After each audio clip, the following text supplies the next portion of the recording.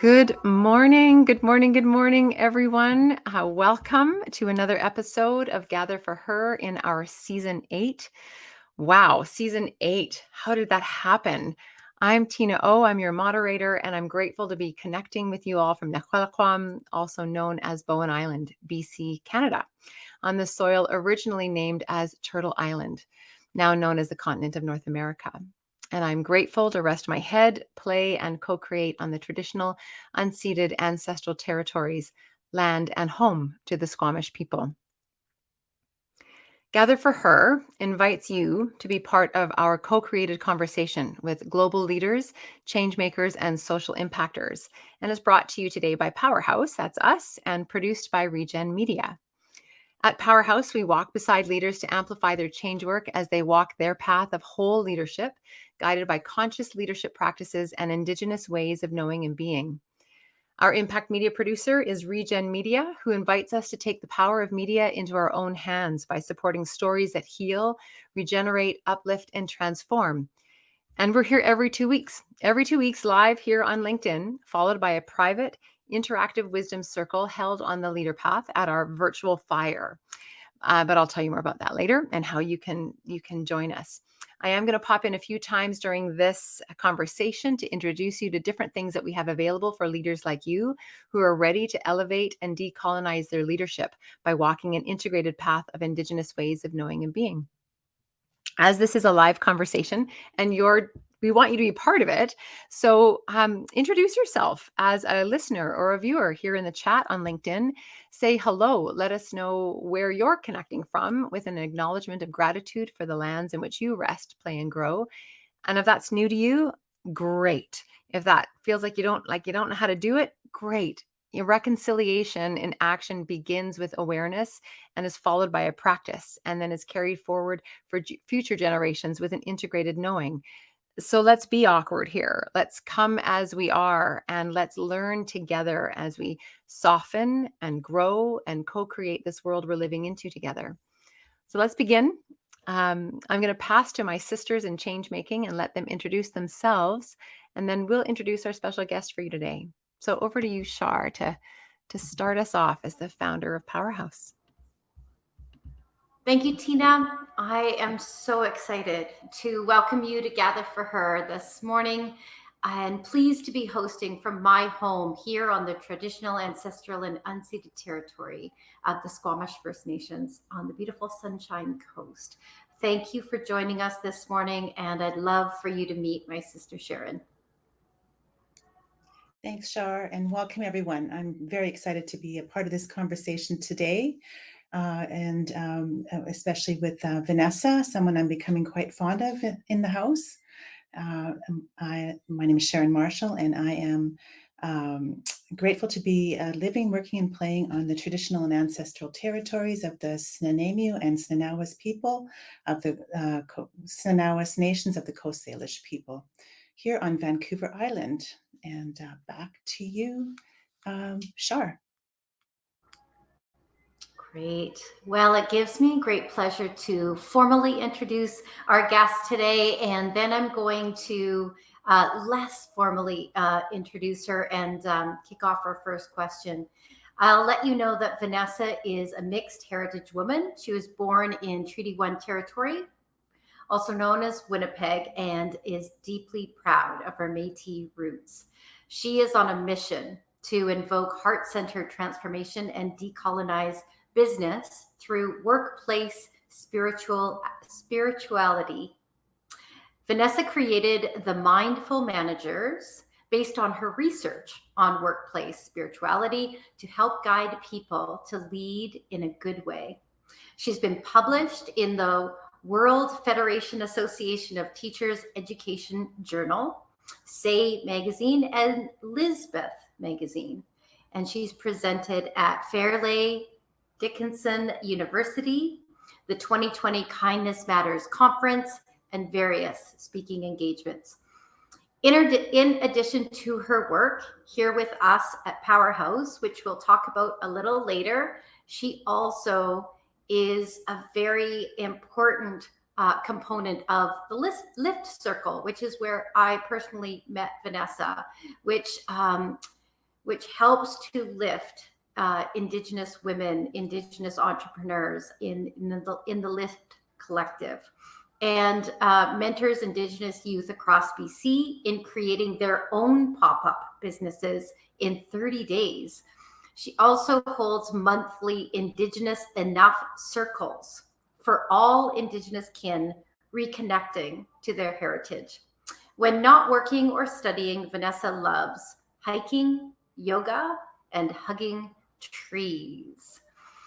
Vanessa, welcome. Welcome, my friend. Welcome, my sister. I want to kick off today's conversation by honoring you and letting you know that one of the things that attracts me the most to you is the fact that right out front, you are very bold and brave about doing your work to reintroduce and help us remember spirituality in the workplace. And I really love that. And I wondered if you could maybe kick it off from there.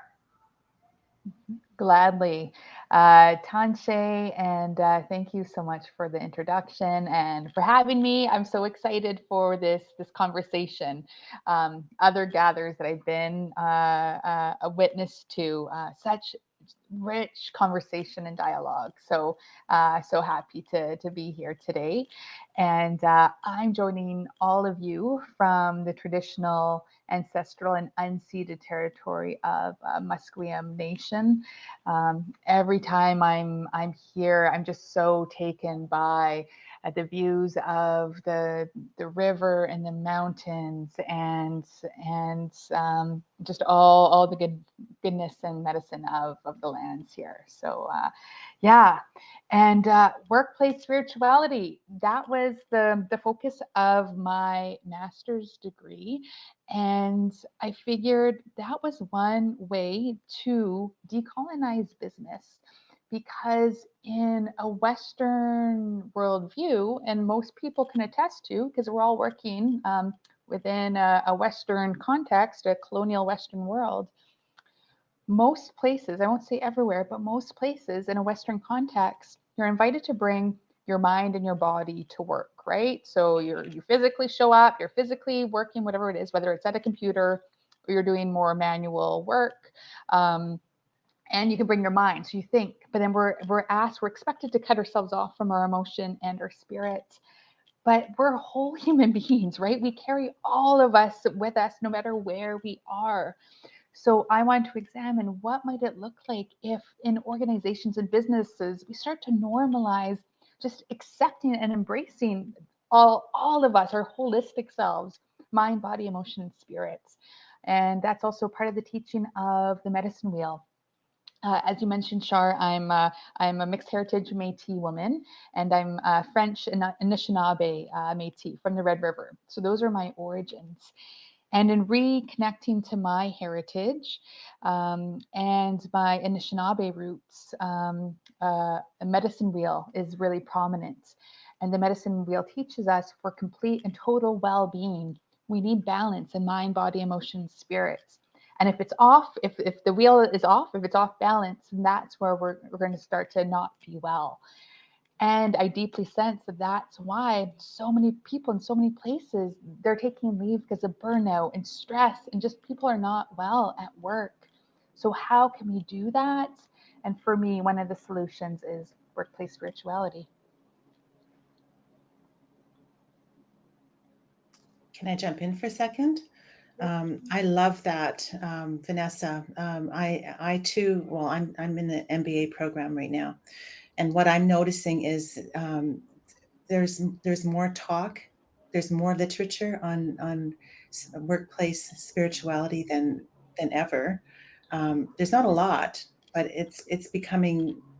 There's more literature on it, which is very it's very exciting. And so my OMP or thesis, it's the same thing as a thesis, is not on workplace spirituality per se, but it does have a component of that in it. In that, like you said, we can't be whole leaders without having that balance. And so so thank you for thank you for your work in the world. It is so important. Thanks, Sharon, and I'm sure you can attest too, Sharon. Like, as I mentioned, I wasn't raised with my Métis culture or heritage, and it's something that I really only realized because my papa started to open up to me in my mid-20s, and I was like, oh, like this is amazing. And then since then, at that time when I found that out from my papa, I was working in a corporate environment. So I had a corporate gig for over 11 years, like working a 9 to 5. So I'm very familiar and I'll have a lot of experience in working in like a big national corporation that's like very Western focused, right? Since leaving there, most of my work, and I've been so fortunate and blessed that most of my work has been with Indigenous organizations and with Indigenous leaders. And there's such a difference, especially like when you go into circle and there's prayer, like people pray, talking about emotions, really having like heart-centered, deep conversations, and this is just part of the normal workday, and you don't see this in large Western corporations. So it's just such a beautiful way of being and a reminder that there are alternatives to mainstream dominance ways of doing business. And we have meals together, that really, because you know what, breaking bread with somebody is so important, but to do that in at work, it's like, what, like, I'd have the occasional potluck, but we actually, I've worked in organizations where we have a kitchen, and so we actually cook a meal and we have a meal together, and it just makes all the difference in the world to your psyche, to your spiritual being, right? To your mental, emotional, physical selves. Totally. And like how it's just a given that, a lot of events or projects I'm part of, there's always meals provided, it's always incorporated because it's just a part of that relationship building is eating together. Yeah, sharing a meal. Okay, I love this. And I just want to throw in some of the thoughts that are probably happening for our listeners. So I'm sure many of our listeners are going, "Oh my gosh, that sounds awesome. Oh my gosh, eating together. Oh my gosh." And then there's probably people going, "Well, how do you get any work done? Well, how does that happen? What do you mean you're praying? What now you're bringing prayer in? Like, well, what does that do?" Um, where do you want to start? How do you want to unpack efficiency, inefficiency? I don't know. Let's just open it up to the things that I'm just going to leave it to you. Yeah, I don't need to be the expert. You are. What comes up for you? Wow. Oh, geez. Well, Shar and Sharon can attest to this. Just because you're an Indigenous entrepreneur, Indigenous leader, doesn't mean you don't get shit done. Like, Indigenous women are some of the most hardworking folks that I know and are balancing literally 100 things all at once and get it all done, and wear deadly earrings while doing it. So, um, no, honestly, it's funny. It's a catch-22 because being an entrepreneur or being a leader, like it's busy, right? And there's so much work to be done, and it gets done. Um, and at the same time, too, in my work with the Live Circle and having the privilege of knowing so many Indigenous entrepreneurs, there's also a focus on balance too. And again, looking at the medicine wheel, it's always about like trying to live in balance. So yeah, getting that work done, and also making sure you have time for rest and time for play. Um, One of my mentors, Tara Fraser, I don't know, she probably works like, I don't know, 120 hours a week. Like, I don't know where she finds the time. What she tells me, she does things in seasons. So she knows this season's going to go nonstop. It's going to be, you know what I mean? This is going to be a wild season. But then she's intentional on, okay, now this is a season for rest. So you make it your own, but work still definitely gets done, let me tell you. And it's also important to, if you have meetings, let's say you have meetings every day, you can still take 5 or 10 minutes just to check in with one another, check in with yourself, check in with your team. And that's easy. That takes like five minutes. And then you still get on with the rest of the meeting. You get done what you need to get done. But it's not forgetting that we're human, you know what I mean? We're human beings first, and then giving space for that, and then allowing for the work to get done. I think it's about prioritizing ourselves first, right? And then and just making that commitment. Because, Yeah. like you say, we are busy as entrepreneurs, and whether we're Indigenous or not, entrepreneurs are busy people, and so. And Go ahead. yeah, and women in general, like whether you're Indigenous or Yes. non-Indigenous, I know women too are always like juggling multiple things all at once, So, yeah, and we still get it done, right? So, uh, There's something to be Yeah. said about seasons for sure. Following the yeah. seasons. There's a reason for it. Mm-hmm. Mm-hmm. Char, would I love to think hear your thoughts. I saw, yeah. what comes up for me, I think, is what's coming up right now is um, stagnant energy, fragmented, fractured energy, and focused fire hose energy. And so when I think about whole leadership and how I define that is reconnection to spirit. It's about leadership not being linear this way or linear this way. It's about this way.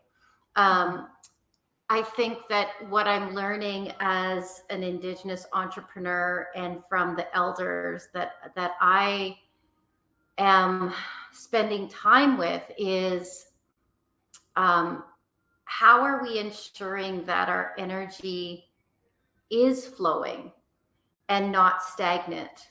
And part of that is seasonal, part of it's cyclical. Like one thing I learned from Chief Wayne Christensen um, was Chief Wayne Christian was that our families in Splatsing used to actually travel to numerous houses depending on the season.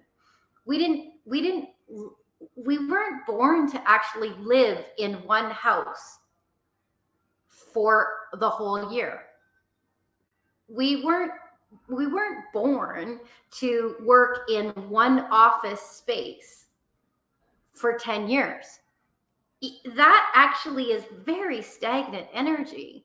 So when we're talking about whole leadership, it is relearning and reimagining and rethinking what reconnecting to our spirit means, and how reinvigorating that energy flow and focusing it in, it actually catapults productivity.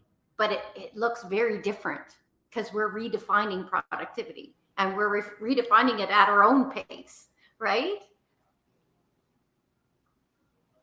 That's a concept, Definitely. redefining productivity. Yeah. Sorry, Vanessa, go ahead. Yeah. No, that's okay. And it's something you just mentioned, Charlotte. It was like, oh yeah, a buzz for me, that reconnection. So I'll share with you my working definition of workplace spirituality, because like I know it can be a very ambiguous term. Like, what does that mean? What does that even mean? So for me, it's meaningful and authentic connections to self, to others, to the land, and a higher being or a higher power.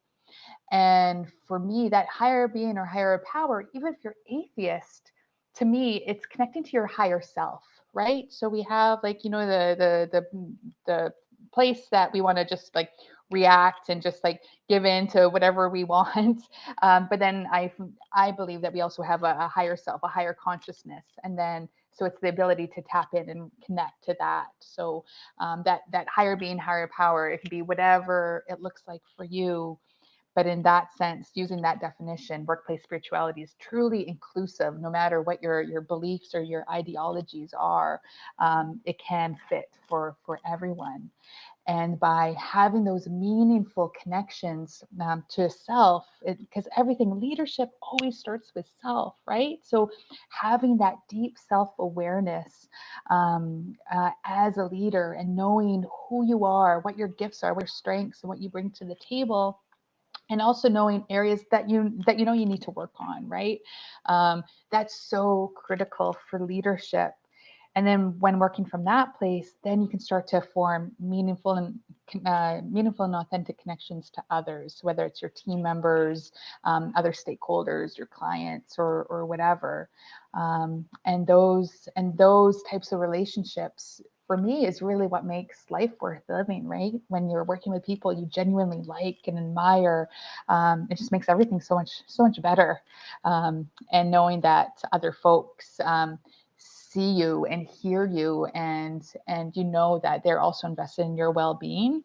Like how much better could it get than that, you know? So yeah, that's my definition. And so it's all about connection. Thanks, Vanessa. I'm just going to introduce or welcome new people who might be with us. If you're just finding us here on LinkedIn, you've just dropped into a Gather for Her conversation, which is a co-created conversation with global leaders, change makers, and social impactors, brought to you by Powerhouse and produced by Regen Media. And we're here every 2 weeks, here live on LinkedIn, followed by a private interactive wisdom circle that we want you to join in on, because in that conversation, we're going to unpack some of the things that are happening in this co-creative space that we're in right now. And we want you to be part of that. And that happens in the house, in our community of practice on the Leader Path. And the Leader Path is it's our leadership gym for whole conscious leaders, bridging Western leadership practices with Indigenous ways of knowing and being. And it's designed to accelerate your resilience, restore your well-being, and amplify your impact as you practice decolonized leadership and learning what it means to you to be a good ancestor and make decisions through a 7-generational lens.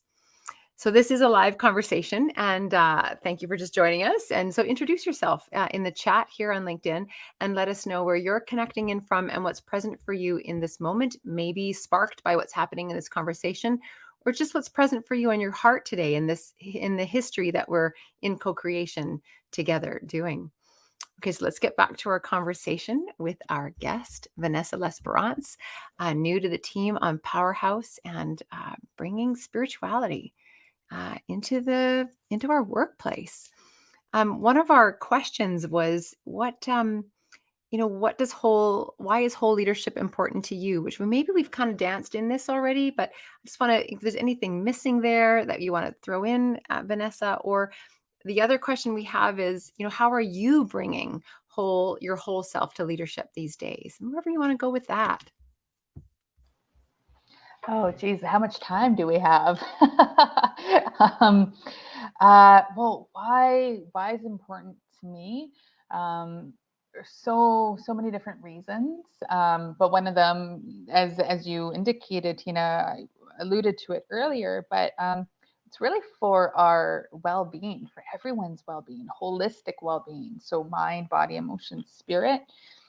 And I truly believe, and the research shows that when we are living in balance in the workplace, and we feel supported, connected, and seen, it helps to reduce workplace stress. It increases well-being. It decreases stress and anxiety. And it overall creates a sense of well-being. And then in that sense, it will reduce the amount of people going on leave. And it actually has, research shows it does have positive ROI, so return on investment, and it does actually help the bottom line. So looking from a business sense, it's actually just good business to take care of your people through holistic leadership. Also, I would be remiss to indicate too that for me, what's also really important and crucial in workplace spirituality, to not lose sight that it's not some like pie in the sky thing. It's also really rooted in social justice, I believe, because we can't be heart-centered leaders or organizations and at the same time permit oppression, inequality, inequities, and social injustices, that you can't hold the both at the same time. So to be a heart-centered leader in an organization, you really also need to be committed to social justice. You need to be committed to reconciliation, because really that's an honoring of all people, especially people who've been historically and intentionally oppressed, marginalized, and excluded. So it's about bringing those folks away from the margins and uplifting and amplifying their stories, their voices, and them as people and professionals. So it's really all encompassing the benefits. I wanted to jump in there. You mentioned something about the spirituality. Well, I mean, you've been talking about it. I forget what the other word was, but spirituality is definitely becoming more grounded in science. That's becoming a well-known fact, and so I'd love for you to talk a little bit more about spirituality when we consider, well, first of all, you wrote your thesis on workplace spirituality, and then you have this business with your Van City Labyrinth, and so can you tell us a little bit about the Labyrinth and how you've weaved that into the work that you do in the world? Thanks, Sharon. Giving a plug for Van City Labyrinth. Appreciate that. Well, in doing my research for my master's degree, the concepts of labyrinths came into my reading and came into my research, but it wasn't my focus, but it definitely planted a seed. I'm like, this is something I want to revisit, because it's a beautiful, ancient, and sacred modality, a spiritual modality that I thought would be so easy to incorporate into the workplace. And for folks who don't know, a labyrinth is essentially a walking meditation. So it's like it's designed in a big circle, and unlike a maze is designed to get you lost. There's dead ends, right? So, but unlike a maze, a labyrinth has just one single continuous path. So you're on this path, and you just keep walking until eventually you end up in the center. And for me, there's so many beautiful teachings about the labyrinth. One of them being like just in our lives, we're all meant for a path, and we're all walking on our own paths. And there's going to be twists and turns, but ultimately, if we just keep going, just one foot in front of the other, we're going to go where we're meant to be, and there's no getting it wrong, right? So we just got to keep walking, and we'll end up in the placement for us. And so, so for me, it's just so many beautiful teachings with the labyrinth. And what's also beautiful, or labyrinths have been found like all around, like literally all around the world. One of the oldest ones is what's now known as Australia. So there's a labyrinth there called the Rainbow Serpent, 6,000 years old. So that's one of the oldest labyrinths. So obviously Indigenous peoples in Australia used labyrinths. There's been ones in Egypt, ones in Ireland, in Greece, in India, in Arizona, what's now known as Arizona. So literally a different type of form of labyrinth is literally like all around the world. So it's like just this really beautiful ancient modality. And I like to say that, chances are you might be walking a path that your ancestors walked, a similar path, because it's really labyrinths have been found all around the world. So and the type that I use is Chartres, so the one found in France, which is a connection to my French roots and my French heritage. And so, and really in how I would work in the workplace, I would bring the labyrinth I have is a mat. It's a poly nylon cloth. It's 18 feet in diameter. and would come set it up. And I just figured, how beautiful would it be to give team members and staff an opportunity to have a walking meditation on their own time when their schedules permitted. But I thought, like, what a great way to like decompress or unwind after a really hard call or a really crappy meeting. Or maybe you're just having a bad day, because people have bad days. I just have a chance to connect to self, because that's really what the labyrinth is. It's it's an invitation to connect to self and journey inwards. And people who've walked the labyrinth have given me just really beautiful feedback and insights from walking it. So it's so simple yet so powerful, and an easy way to incorporate spirituality in the workplace. I think we're going to have to pull one of those into a powerhouse retreat. That's what I I think. think so. Hey, I'd like to segue into that in your involvement at Powerhouse and your relationship here. And I'm just curious, you're the newest member to the team, and I want to know, like, would you share with us, you still have fresh eyes on the organization. What are you seeing? What are you noticing? What's lighting you up about the work here and your part in it in Powerhouse?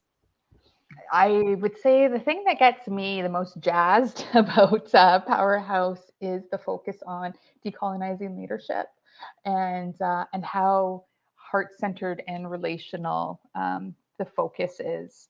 And and I also really appreciate, that the team is mixed with Indigenous and non-Indigenous folks on the team, and yet everyone is so heart-centered. And so that's what really speaks to me and sings to me. And as mentioned in my bio, I graduated from Masters of Arts in Leadership at Railroads University. So did our colleague Christina Benty, and big up to Christina who isn't here. And my experience at Railroads is like, wow, it was so profound, because the school of leadership there is so heart centered and what we learned, and I just love that. And to me, Powerhouse is offering kind of like a continuation of that experience of my 2-year master's experience at Railroads.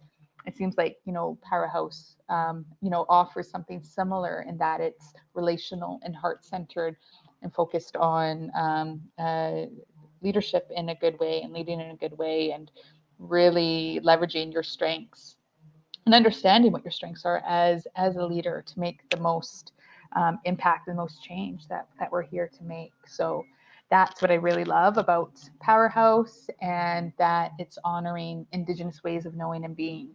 And again, taking those Indigenous worldviews away from the margins, which have been marginalized and pushed to the sidelines because of colonization, and really honoring it and championing it, and bringing it to the forefront, and ensuring that Indigenous wisdom and ways of knowing and being is credited. So it's not like some like new age form of leadership ideology or practice. No, this is like, this is old, right? It's like since time immemorial, this is how Indigenous peoples have been and operated. And so now it's just time to give credit where credit is due.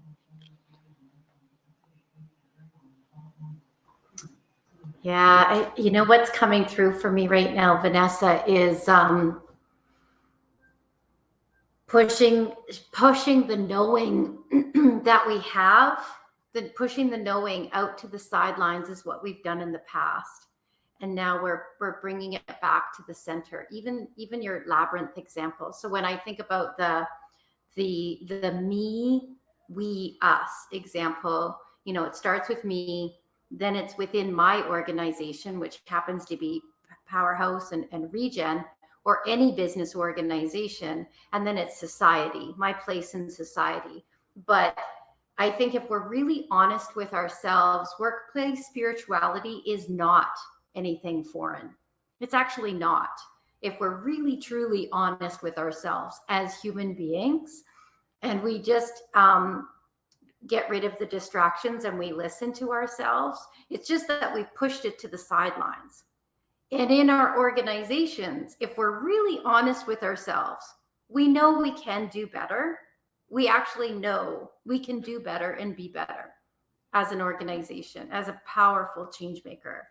And in society, You know, we have no choice but to do and be better. So it's very interesting to me in this conversation that we're being encouraged on multiple levels to bring a knowing that we have um, back to the center, and how that's represented through the labyrinth. Like I'm just finding that really interesting, because I haven't heard you say, you know, push to the sidelines before, and now bringing it back to center. So I really love that. And I thank you for, you know, saying it that way. And I think it's a very important part of what you are inviting change-making organizations to do. And I say change-making organizations because I think every organization has the ability to be an incredible change maker, right? So yeah, thank you for that. I want to ask you about first steps, because you're currently co-facilitating first steps with Christina Benti, and that is our relational leadership 90-day cohort. And I'd love for you to share what that's been like for you, and maybe your invitation to any of our listeners around that program. You know what's funny? We had a session yesterday, and it's funny because as I've mentioned, over the past few years, so much of my work has been mostly with Indigenous organizations and Indigenous peoples, and holding circles on a regular basis. And I know everyone here has been part of a circle, and so the just like the power of them, and just the connection, the interconnectedness of them, and how transformational they are. And because I'm so used to being in circles, I realize so many people, they're not. It's probably something, a new experience for them. And so I forget that. So being in the first steps cohorts, I'm reminded, because people are like, wow, they're like, I've never felt so supported, or I've never felt like I've been able just to share and open up. I never felt like I could have like this sisterhood, or feel so connected, even over the screen, like even over, you know what I mean? Like just through a computer monitor. And so I'm like, oh yeah, so that's validation that this is needed, right? It's a space for folks to come, to show up, be their true selves, show up how you are, wherever you're at. All is welcome. And there's no pretenses, you know what I mean? You don't have to like come up with this false front. All of you is welcome in this space. And that opens the door for real rich, meaningful conversations and dialogue, and really allows you to tap into your leadership and elevate your leadership. So I'm reminded of that, and just hearing some of the feedback from our current First Steps cohorts. I shared with you, Shar, just the other night, but one of the cohort members was like, because the cohort we have right now is a political focused. And one of the women shared in an email, she was like, you know what? She's like, I wasn't going to run for office, but she was like, because of this cohort, I'm going to do it, because I feel like I have it in me, and I feel validated by this group, by this circle, in this First Steps cohort. And so just hearing stuff like that, and hearing from other members who said, I feel seen in this group. And so to me, that's what First Steps is all about, and that's what it offers. It's that chance to show up, be seen, and be supported. So. Yeah, if I could just add a quick tip onto that, because Vanessa has just been such an amazing addition to our First Steps cohort. I think that my reflection on First Steps over the number of cohorts that we've run so far, and just kind of seeing how it is being accepted, is that there's great content, but there's less focus on the content. It is a cohort that allows a loose framework for people to play with the content that calls to them in a particular module, but to absolutely use that content in a way that is needed, to fill a gap between where they are and where they're growing, right? And I think sometimes we assume that a cohort we need to learn this and this and this and this and this.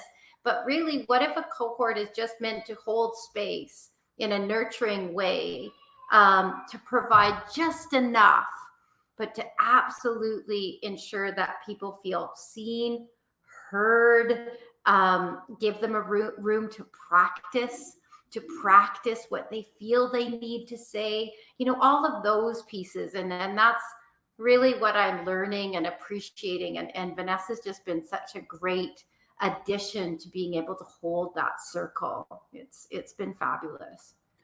Can I just jump in and add, and I'm super excited to hear that, Vanessa, but I just want to add, I think people are craving connection. They really are craving connection. And so that's so wonderful to hear that. Yeah, congratulations. That's awesome. Well, we're coming up to our last kind of couple of minutes here, and I want to make sure that we have a moment to reflect on what we're taking away from this learning together, and also give you space, Vanessa, to share what this conversation has brought for you. Yeah, maybe I'll just start with what I'm learning, and then we'll close on you, Vanessa, and then yeah, okay. I think today what's most present for me is oh, I just hear it. There's two eagles outside talking to each other.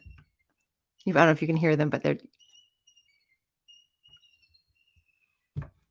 just two eagles, just cuz. I love that they're part of our conversation. They're like, actually, we have something to say. Yeah. Yeah. Yeah. Wow. I think what I'm taking away from this conversation is, Vanessa, is your I loved your piece about what Shar picked up on too, about the marginalizing, and the, not that you said that, but like the looking out to the margin and the pulling in. Um I'm leaving with that exploration for me, getting curious about that. And I'm also leaving with my own gratitude of, as a non-Indigenous person on this walk, on this path with you, with the three of you, in my own learning of that, and the privilege I have to be here, and then the privilege that means. What do I do with that? And that's my invitation forth in the world, and I'm grateful for the learning and your patience and of with me. And yeah, but mostly the privilege now. It's like, yeah, and now go share. So that's what I'm leaving with today. And I'll pass to you, Shar. What are you leaving with from this conversation? Just a real openness and a surety that that the knowing is there, and bringing spirituality into the workplace is becoming mainstream because the knowing is there. Yeah. Okay, I'm going to add and flip it. Don't keep spirituality to the workplace.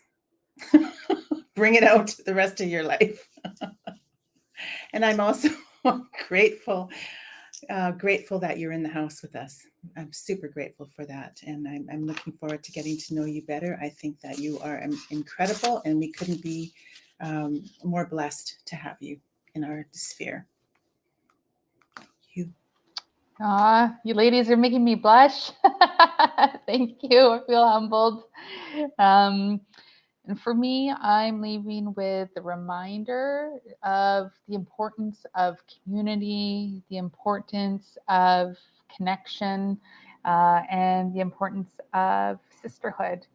I think we are stronger together. And when you can find like-minded people, there's really no stopping you, right?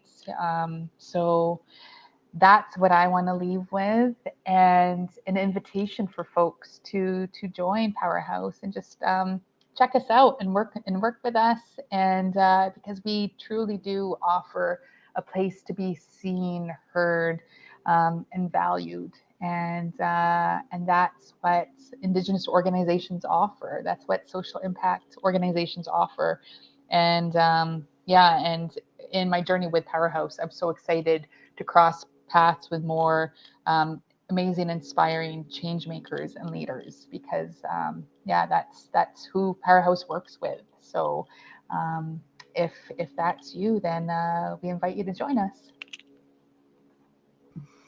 What a beautiful way to close. Thank you, Vanessa. And tell me again, where will people find out about your labyrinths? Because you know people are going to be wanting to know about that. What's the website? Where do we go for that? So my website is vancitylabyrinth.com, and I'm also on Instagram under Van City Labyrinth. Awesome. Yay. Well, thank you for joining us on Gather for Her, this co-created conversation with global leaders, change makers, and social impactors. This conversation that we've just had with Vanessa Lesperance has been recorded, and it will be shared on our YouTube channel. So you can watch it here on LinkedIn, and you can watch it again on YouTube. And then also you can listen to it on our podcast, where we've renamed this conversation under How for Her. And you can find that on Spotify and all the other places that you listen to your podcasts. Gather for Her is hosted by Powerhouse, where we walk beside leaders to amplify their change work and integrate Indigenous ways of knowing and being on their path to whole leadership. Many thanks to our impact media producer and sister company, Regen Media. That's you, Shar. Thank you, thank you, thank you. Reminding us that we can take the power of media into our own hands when we support stories that heal, regenerate, uplift, and transform. And thank you to the hands at our back at Powerhouse and Regen's digital storytellers, Zoe Gray, Madeline Archibald, and Willow Smith. And thank you to my co-hosts and my sisters in change, the braid of Powerhouse, Shar, Christina, Sharon, and me. And to you, our listeners, our community of change makers, leaders, and social impactors. Thank you for walking with us in co-creation of the world that we are living into together. Reconciliation in action begins with awareness, followed by a practice, and then is carried forward within us as integrated knowing. We want you to know that you're always welcome here, each week on Gather for Her, as you are, how you are, in the awesomeness that you are, in the awkwardness that you are. There's always a place for you at our fire here in Powerhouse. And thank you for being with us, and so much love to you. And we will see you all again in 2 weeks or next week in the Wisdom Circle. So visit us at powerhouse.com and let's go and keep this conversation going. Thanks, everybody. Have a great day. And thank you, Vanessa. Thank you, Vanessa.